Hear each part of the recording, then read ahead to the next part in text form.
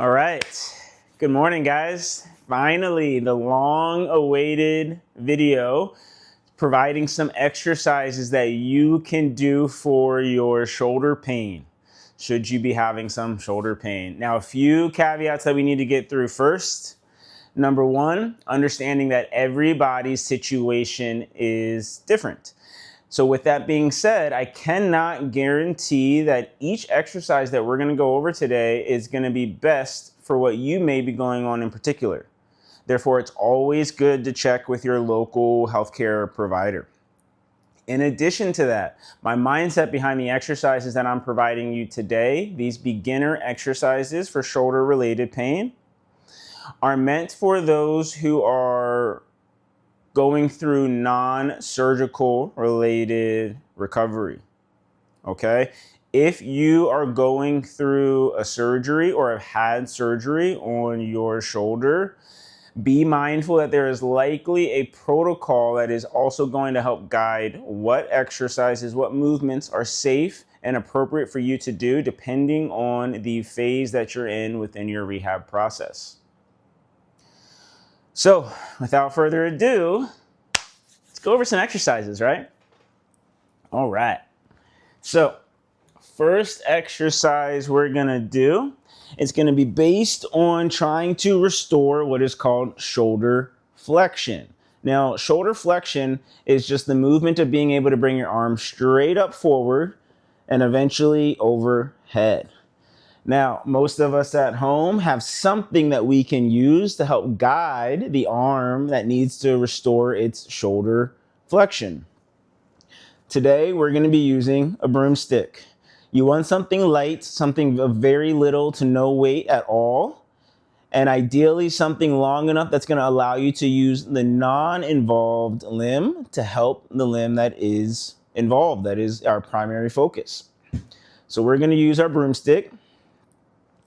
So shoulder flexion. Now, there's a few ways that you can do this, but with every single version that I show you, I'm having my left hand, my uninvolved side, help and facilitate the movement of my right hand and arm, the involved side.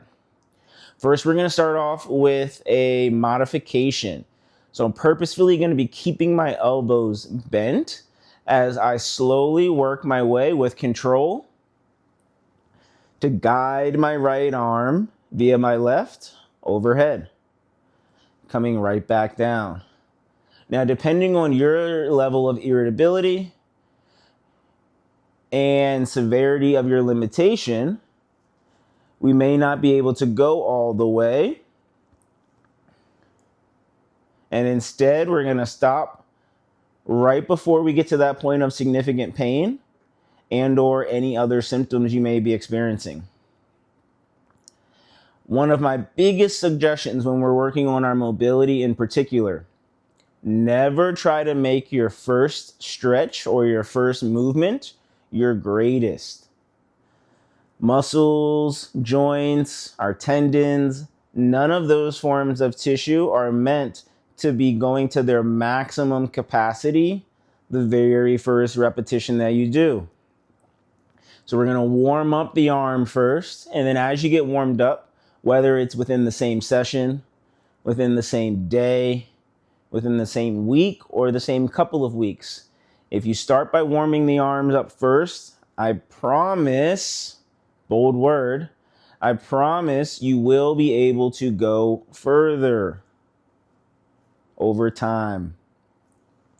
So elbows bent is that modification. So how do we make this a little bit harder for those that are ready? We're going to straighten the arms. Just by straightening your arms, you increase the intensity of the lever arm of which is gravity and the weight of the arm itself against your shoulder.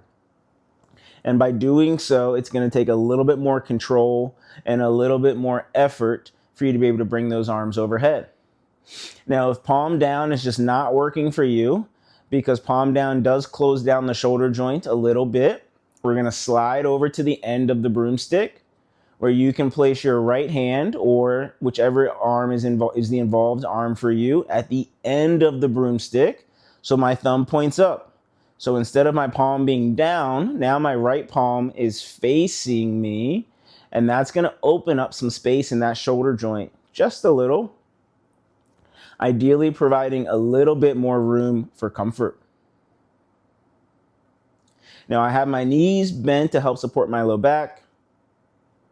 I'm doing some gentle abdominal bracing that we will review in another video in order to help protect my spine. And that is shoulder flexion. Now, the next exercise that we get to go over together, specifically for recovering from a shoulder-related injury, is going to be performing a chest press with serratus punch. Chest press, like it is in the name, I'm going to start with the broomstick over top of my chest. I'm still having my left arm guide my right arm. My right arm is not leading the way initially. Over time, as you are progressing, you can certainly alter that. And I'm going to press away from my chest, trying to go straight up towards the ceiling. And then for the serratus punch, keeping my arm straight, I'm going to reach for the ceiling, come back down, and then fully return to my starting position.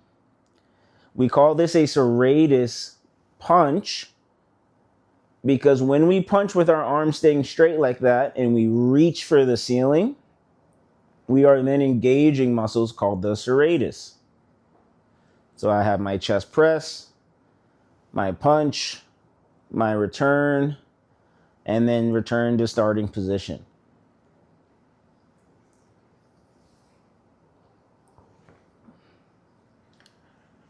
Lovely. The next mobility exercise that we're going to cover today, one of my favorites, is called, famously known as open books. You can lie on either side. Now I'm lying on my right side so that you all can see what I'm doing, making my left arm the point of focus for this video. Understanding that ideally we would do both sides regardless. With that being said, if you're trying to do the uninvolved side as well and lying on the side that is uncomfortable, painful, just cannot tolerate that much pressure yet, that's okay. There is a version of this in standing, but standing tends to put a little bit more strain on the arms. And so with that being said, this would be one of the unique circumstances where we can do only one side and you would lie on your other side. But for the point of this, we're going to lie on the right side. My legs and hips are stacked. My knees are bent and my arms are together and out in front like a gator. I'm still using my same abdominal bracing, gentle abdominal bracing, to make sure that my spine, my low back specifically, is supported. And then what we're going to do for these open books is my top arm is going to begin to raise and make its way behind me. Now, although it is seeming to be focused on the hand, my focus and my primary mover for this movement is my shoulder blade, my left shoulder blade. Because if you lead with just your hand, yes, you might get the shoulder to really be able to reach far, or the arm to be able to really reach far behind you, but you're not being able to get the full movement. If you lead with your shoulder blade and not your hand, you're going to be able to really open up your chest, increase the mobility of your thoracic spine, also known as your mid-back. And then you can still maintain that great motion of the arm itself. Now I'm also having my head follow my hand so that I can try to get some neck mobility out of this exercise at the same time, because efficiency is key. But for my folks where moving the head and the neck as well is too uncomfortable, or there may be a mobility restriction that limits that at the moment, then we can certainly take that out of the movement and just perform with the arm and shoulder. Similar to your shoulder flexion, if keeping the arm straight for this exercise is too much too soon, the way we will modify this is by bending the moving arm and keeping it bent throughout the movement.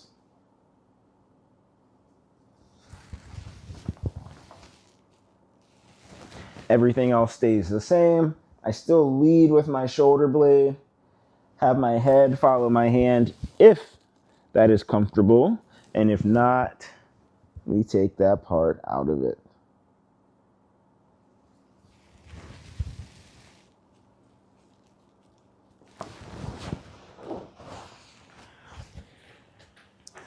I have 2 more exercises to show you all.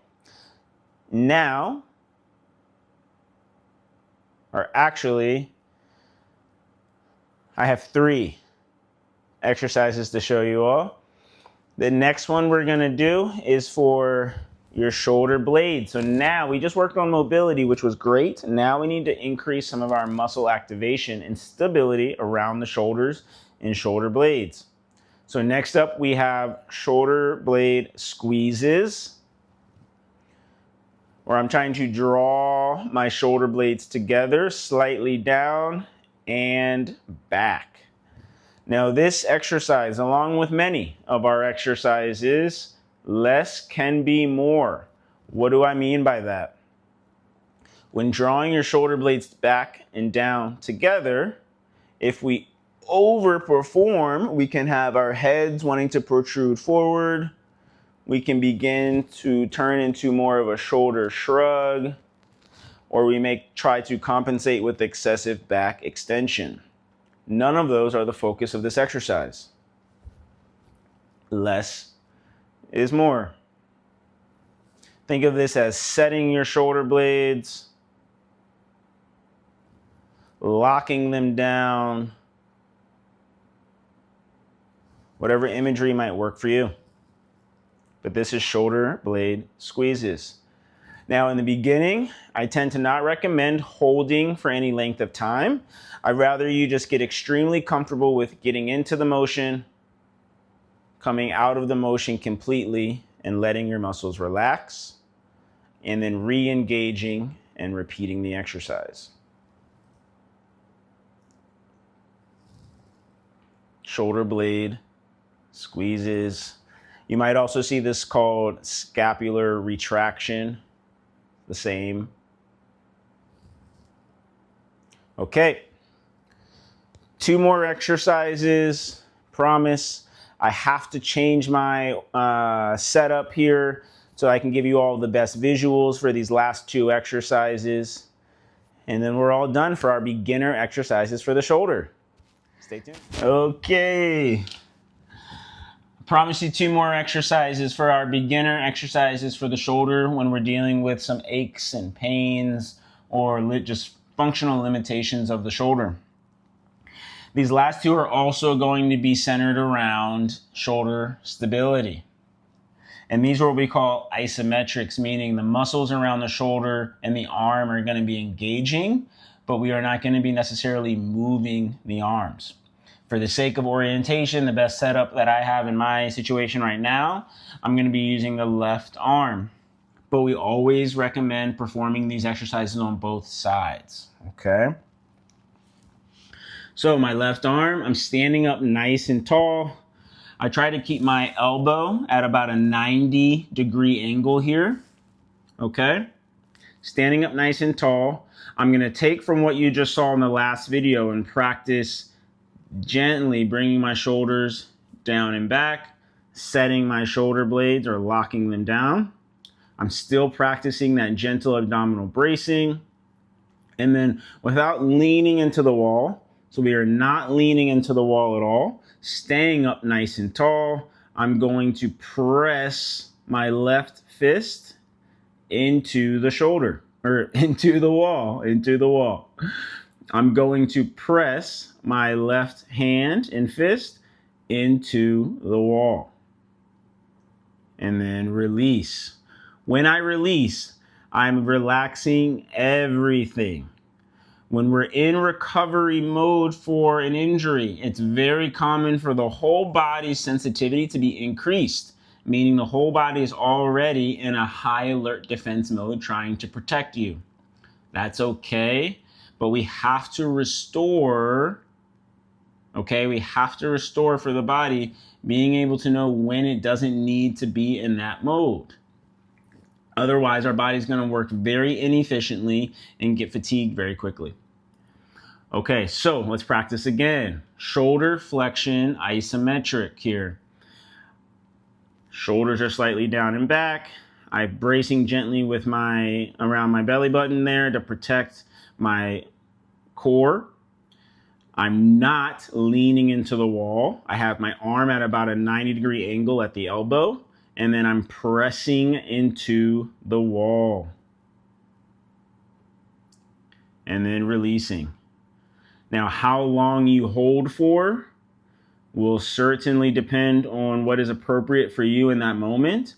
I recommend starting with not holding your push into the wall at all. But you can also alter how intensely you push into the wall.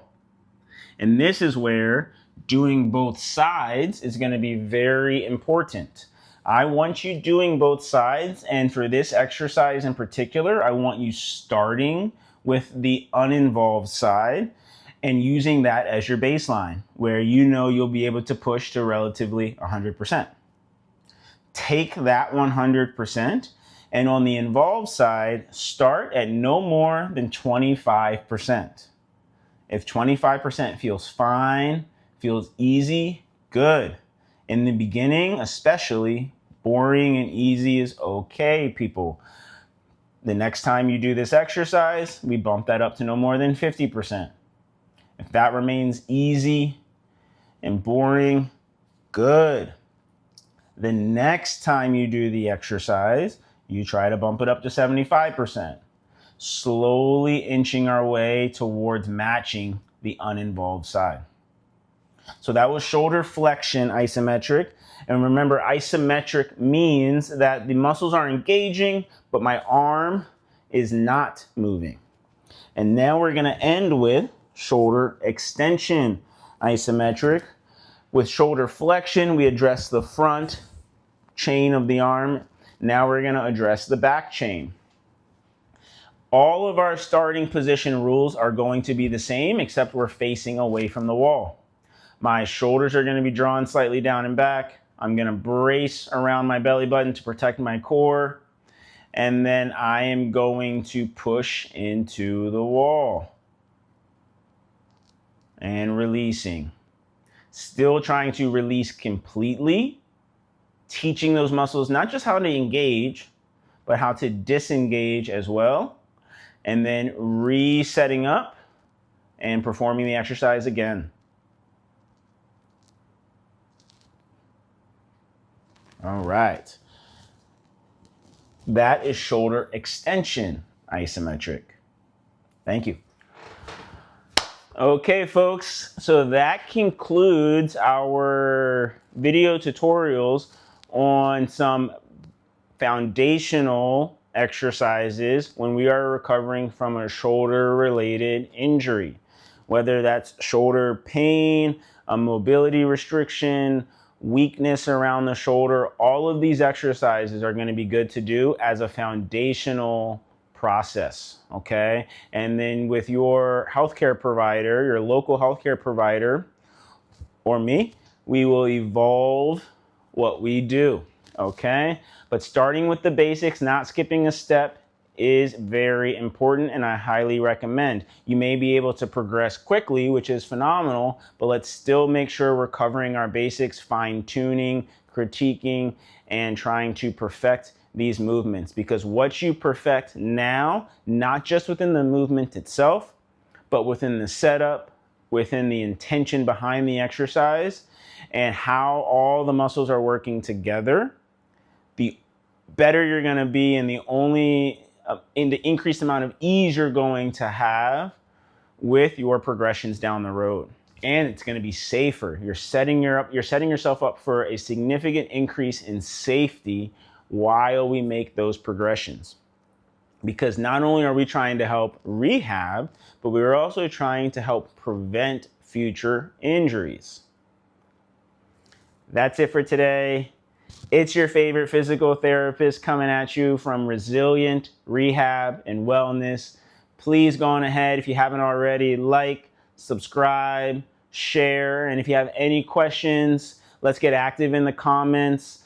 You can message me via my Instagram, Resilient Rehab Wellness, and let's go, guys. I'm super excited about this. Stay happy, stay healthy, never ever satisfied. Let's get it. Wow!